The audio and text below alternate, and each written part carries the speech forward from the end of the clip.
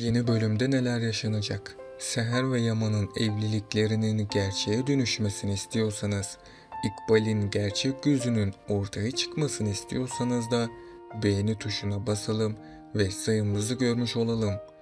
İkbal ne zaman kurtulacak? Yaman, İkbal'in gerçek yüzünü öğrenecek mi? Zuhal'in yaşayacağı büyük pişmanlık ne? Ali, Kiraz'ı unutmayı başarabilecek mi? İşte bütün sorularınızı yanıtlayacağım arkadaşlar. Dizimizin yeni bölümünde Yaman ve Seher İkbal'i aramaya devam edecek. Ama bir türlü İkbal'i bulamayacaklar. Çünkü Yaman hiçbir ize ulaşamayacak. Tabii bu süre içinde Yaman Ziya'nın da üzgün halini fark edecek. Ve Yaman bu yaşananlardan kendisini sorumlu hissedecek.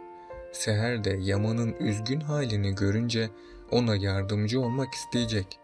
Seher'in desteği sayesinde Yaman bu zorlukları da atlatacak ve sonunda Yaman İkbal'i bulacak. Bu sayede Yaman İkbal'i kurtarıp abisine verdiği sözü yerine getirmiş olacak. Yaman İkbal'i kurtardıktan sonra bu olayları derinlemesine araştıracak ve Yaman bu olayların arkasında Zuhal'in olduğunu anlayacak. Bu yüzden Yaman Zuhal'i ağır bir biçimde cezalandıracak. Ama Zuhal ablasının yaptıklarını ortaya çıkaracak. Çünkü Zuhal ablasının yaptıklarını itiraf etmesini sağlamayı planlamıştı. Büyük ihtimal ile Zuhal İkbal'in itiraflarını Yaman'a verecek. Yaman da bu bilgiyi öğrenir öğrenmez hayatının şokunu yaşayacak. Çünkü Yaman İkbal'in kendisine bunları yapabileceğine inanamayacak. Ama sonrasında Yaman abisinin üzülmemesi için bu olayı görmezden gelecek. İkbal şimdilik bu olaydan kurtulacak. Ama sonradan İkbal yaptıklarının cezasını çekecek. Çünkü Ziya İkbal'in Seher'in ablasını öldürdüğünü itiraf edecek. Ve Yaman bunu affetmeyip İkbal'e hak ettiği cezayı da verecek. Zuhal de ablasının hayatının tehlikede olduğunu fark edecek. Ve Zuhal böyle bir plan yaptığı için çok pişman olacak. Ama Zuhal'in geç gelen pişmanlığı asla fayda vermeyecek. Çünkü İkbal kurtulduğunda başına bu işleri açanın Zuhal olduğunu öğrenecek.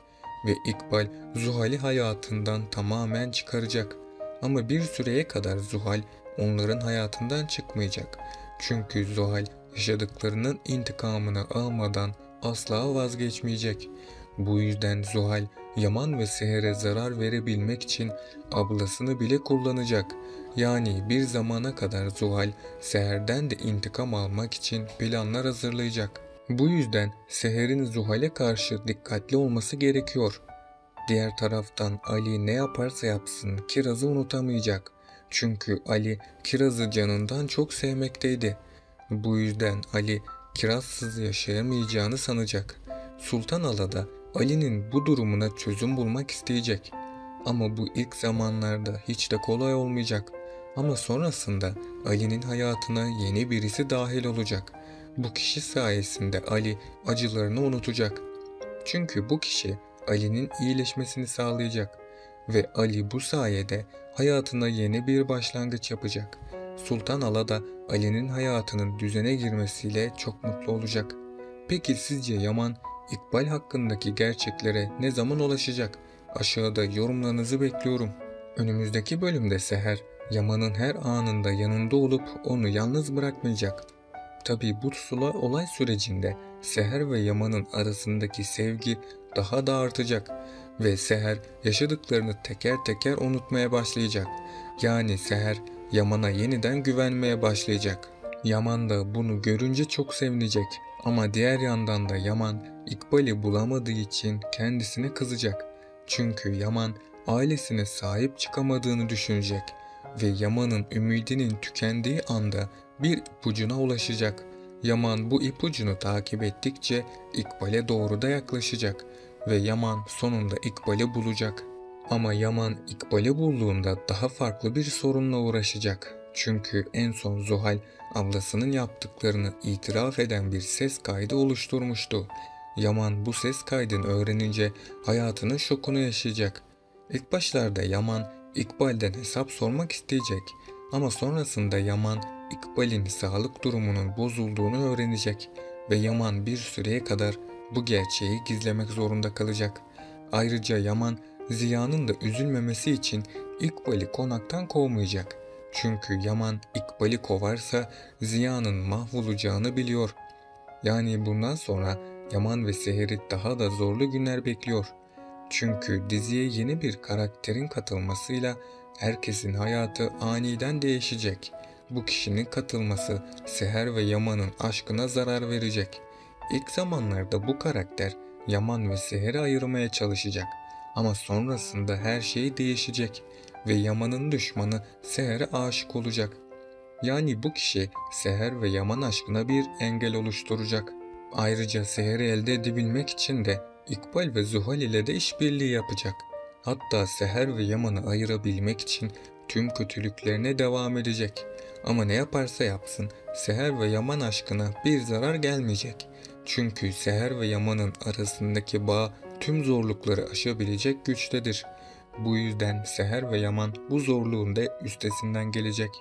İkbal sorunundan sonra herkes rahat bir nefes alacak. Ama Zuhal yaşadığı sürece İkbal'in de sonunu getirmeye çalışacak. Zuhal hapse girdiği için İkbal ve Seher'in peşini bırakmayacak.